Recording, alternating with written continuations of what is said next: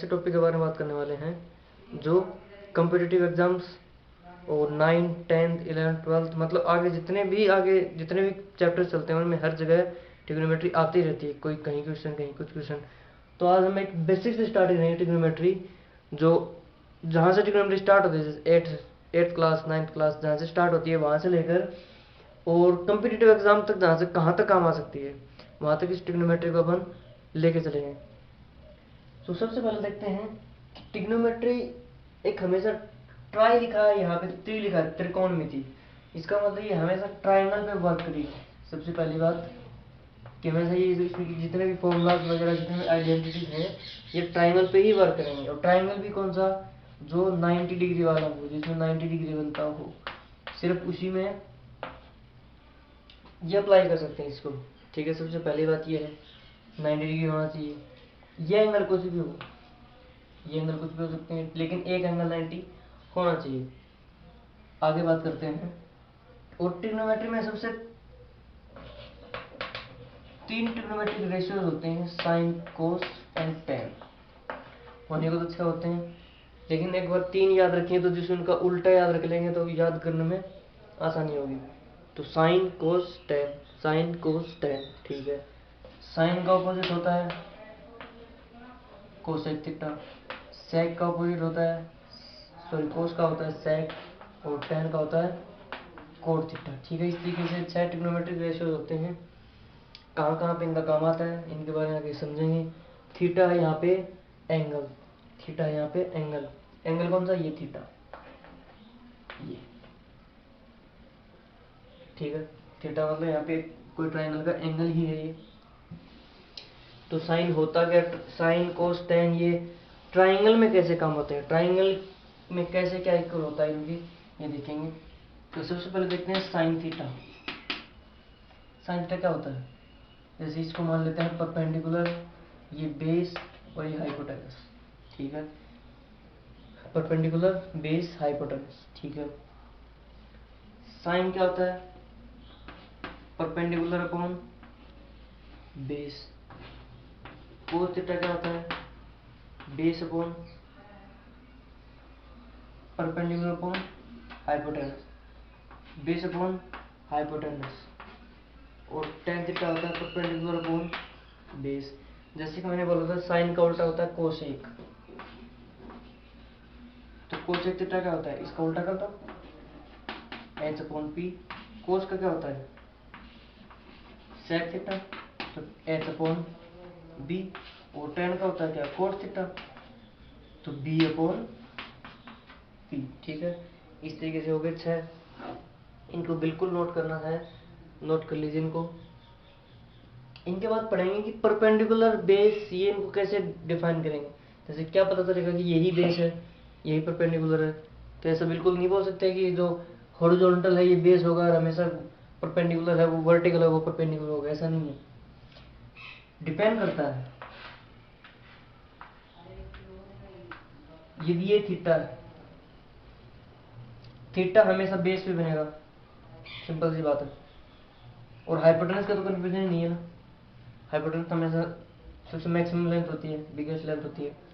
तो थीटा में जो एंगल जो हमेशा बेस पे बनेगा, बेस हो गया, हाइपोटेनस हो गया, तो परपेंडिकुलर ही बचा। ठीक है, अगेन यदि कहीं पर थीटा इधर है तो वैसी बात है ना, बेस यही होगा, क्योंकि बेस पे ही थीटा बनता है, तो हाइपोटेनस। ठीक है, तो यहाँ पे कंफ्यूजन करना ही है कि थीटा बेस, थीटा को देखना सबसे पहले कि थीटा बेस पे बना हुआ है कहाँ बना हुआ है। उसके बाद चलते हैं साइन हो गया, कोस हो गया, टेन हो गया, सेक। ठीक है, अब इसकी थोड़ी बहुत एक दो आइडेंटिटीज किसमें किसके क्या इक्वल होता है।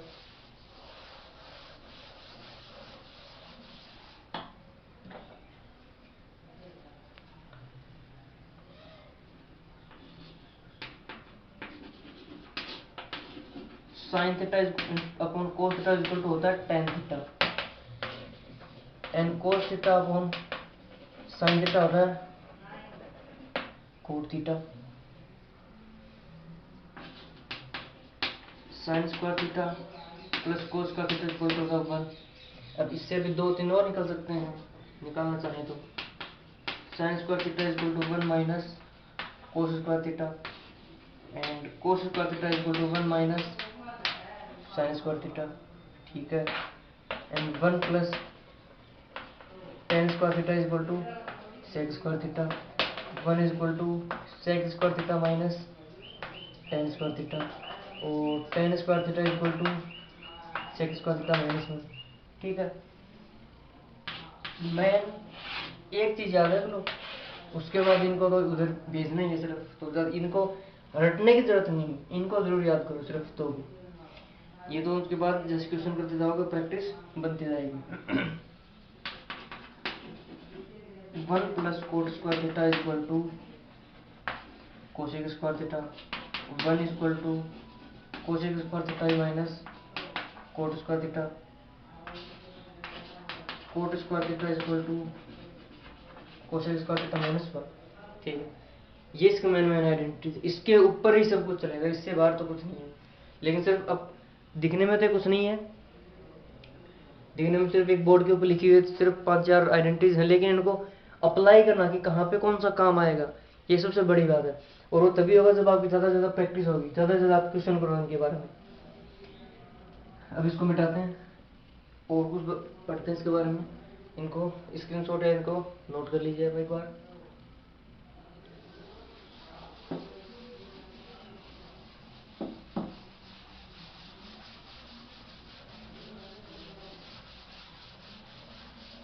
बिल्कुल बेसिक से बेसिक लेके चलते हैं अपन। अब इसके कुछ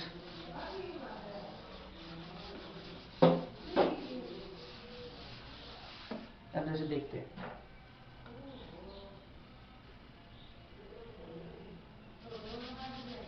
एक क्वेश्चन लिखते हैं, जैसे कोई ट्रायंगल है, ठीक है। इस ट्रायंगल में ये परपेंडिकुलर है, ऑब्वियस सी बात है, दिख रखा है। ये 5 ये 12 है, ठीक है, और ये 13 है, ठीक। तो जैसे कि अपन ने पहले ट्रिग्नोमेट्री रेशियोज पढ़े हैं, sine cos ten P upon H वगैरह वगैरह जो पढ़े हैं, उसके हिसाब से देखेंगे। यदि आपसे पूछ लिया जाए कि साइन थीटा इक्वल टू क्या होगा, कोस थीटा इक्वल टू क्या होगा, सेक थीटा इक्वल टू क्या होगा, कोसेक इक्वल टू क्या होगा और कोट इक्वल टू क्या होगा। अब यहाँ पे जरूरी नहीं कि आपको सीक्वेंस से पूछे, सबसे पहले आप साइन कोस टेन निकालोगे, फिर उनके बाद उनके उल्टे करोगे, टाइम लगेगा ना। इसलिए आपको डायरेक्टली याद करना है कि कोट इक्वल टू क्या होता है, कोसेक इक्वल टू क्या होता है। साइन कोस टेन लिखने के बाद ऐसा नहीं कि साइन कोस टेन लिखा फिर उनको उल्टा करने बैठ गई, टाइम लगेगा। इसलिए पहले याद ही कर लेना कि साइन इक्वल टू क्या होता है, कोस इक्वल टू क्या होता है। तो साइन थीटा इक्वल टू क्या होगा, परपेंडिकुलर अपॉन हाइपोटेनस, तो परपेंडिकुलर अपॉन हाइपोटेनस, तो ये परपेंडिकुलर है, ये हाइपोटेनस है, ये थीटा इधर। कोस क्या होता है, base upon hypotenuse, base upon hypotenuse 5/13। सेक क्या होता है, सेक तो आएगा, सेक तो उसका उल्टा कर दो, जब दिखेगा तो उल्टा कर दो, वरना तो या तो करना ही करना है। कोसेक, कोसेक क्या होता है, हाइपोटेनस अपॉन परपेंडिकुलर होता है, तो 13/12। कोट क्या होता है, कोट होता है बेस अपॉन परपेंडिकुलर, तो 5/12। ये कुछ एक चीजें थी। अब यही क्वेश्चन थोड़ा डिफरेंट देते, जैसे कि अभी जैसे मैं बोल दिया कि साइन थीटा इक्वल टू आपको दे दिया 12/13, साइन थीटा इक्वल टू दे दिया 12/13, देन फाइंड बेस। आपको ये क्वेश्चन दे कि आपको बेस के बारे में पूछ सकता है, या फिर आपको ये पूछ सकता है टेन थीटा इक्वल टू, क्यों, क्योंकि टेन चाहिए तो टेन के लिए भी बेस तो चाहिए ना। इसलिए करेंगे कि आपको पहले पता होना चाहिए कि साइन थीटा इक्वल टू क्या होता है।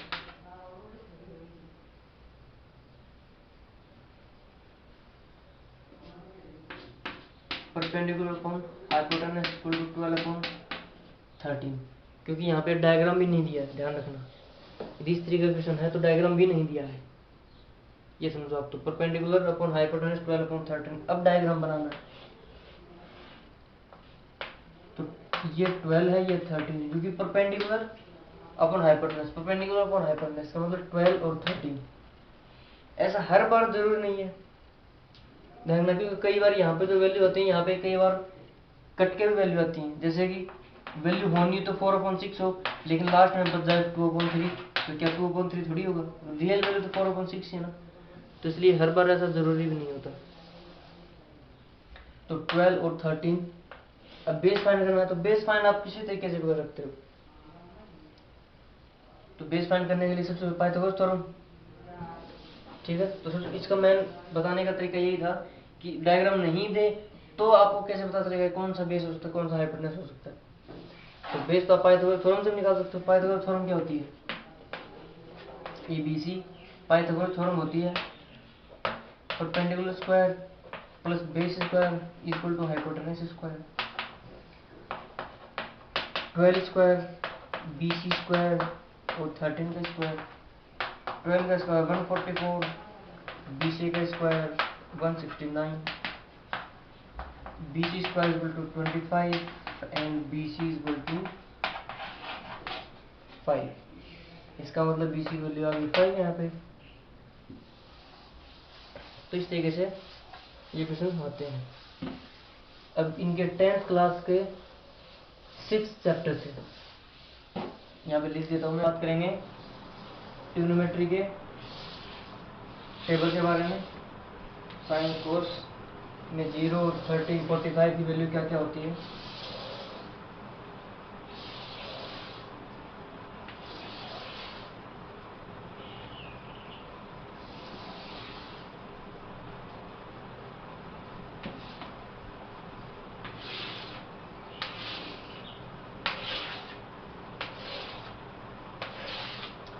पहले यहाँ पे 0, फिर 30, फिर 45 डिग्री, देन 60 डिग्री, फिर 90 डिग्री। यहाँ पे पहले साइन लिख लेते हैं, फिर कोस, फिर साइन अपॉन कोस tan, फिर आ जाएगा इसका उल्टा tan का अपोजिट कोट, फिर साइन का अपोजिट कोसेक, और फिर लास्ट में इस वाले ब्लॉक में आ जाएगा सेक। ठीक है। तो यहाँ पे फर्स्ट वाले यदि 5 ब्लॉक है, यदि इनको कंप्लीट कर लिया जाए तो आगे बहुत ही सब कुछ काम इजी है। तो सबसे पहले क्या करेंगे, 4 नंबर लेते हैं 0, 1, 2, 3, 4।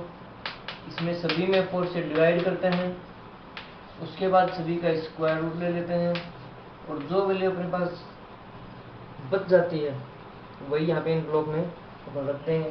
0/4 होता है 0, 1/4 होता है 1/2, 2/4 का स्क्वायर होता है 1/√2, √3/2 एंड ये 1। कोस के लिए वहां से वैल्यू उठा के चलते जाते हैं, √3/2, 1/√2, 1/2, 0। tan के लिए क्या होता है, साइन अपॉन कोस होता है, जैसे ही पहले बता रखा है। Sine upon cos equal to होता है tan थीटा। तो बस तो साइन में कोस का डिवाइड करते जाओ, tan में वैल्यू रखते जाओ। 0.1 होता है 0, 1/2, √3/2, इसको डिवाइड करना है, एक बार देख लेते हैं। ये 4 वैल्यू है A B C D।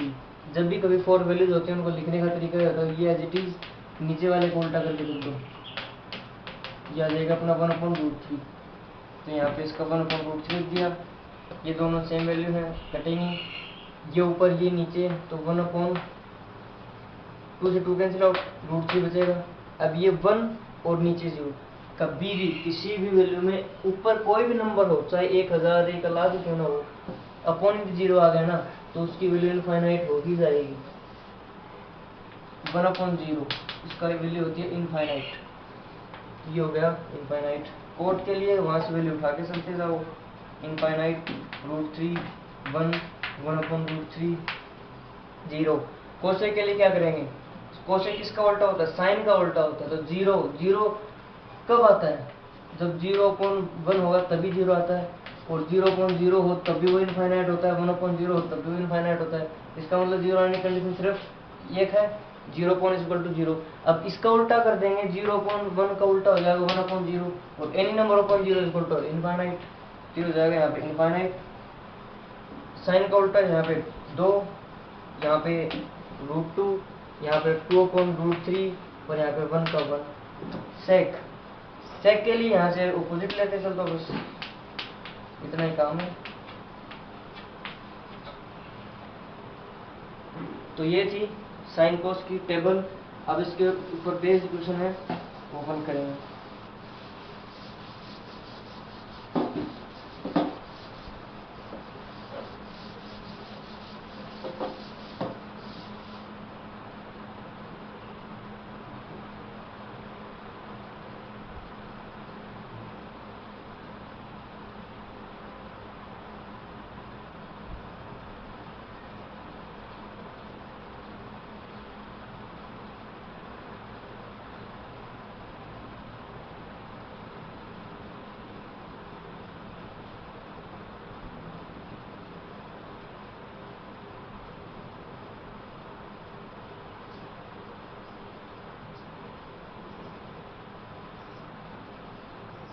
ये क्वेश्चन होंगे RBSC राजस्थान बोर्ड के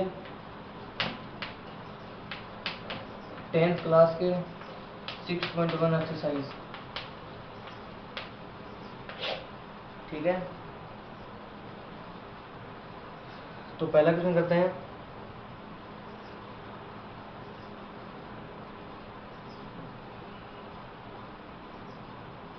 find the value of following.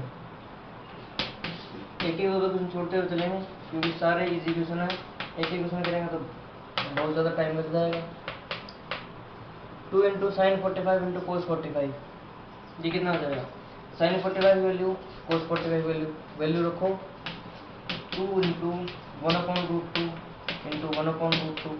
√2 into √2 होता है 2, ध्यान रखना। ये कैंसिल आउट, यहाँ पे वैल्यू आ जाती है 1।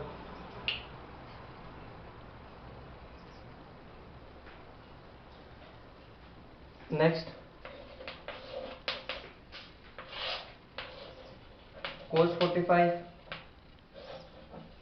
cos 60 minus sin 45 sin 60। cos 45 value 1/√2। cos 60 की वैल्यू कितनी होती है? cos 60 वैल्यू याद रखनी है। कैसे याद रखने का तरीका बता देता हूँ। जैसे थोड़ा इमेजिन करो, 60 कहाँ पे था? यहाँ पे था। अब इसका से कोस का, सॉरी साइन का 60 होता है, कोस का 30 होता है। तो साइन का 60 एज्यूम कर लो। 60 कहाँ था?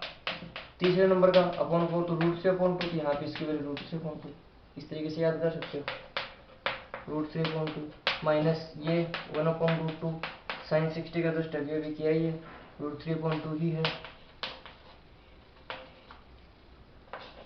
√3/2√2 माइनस √3/2√2। अब सेम वैल्यू है, ये वैल्यू प्लस है, ये वैल्यू माइनस है, तो कैंसिल आउट हो गई वैल्यू इसकी 0 रिमेन।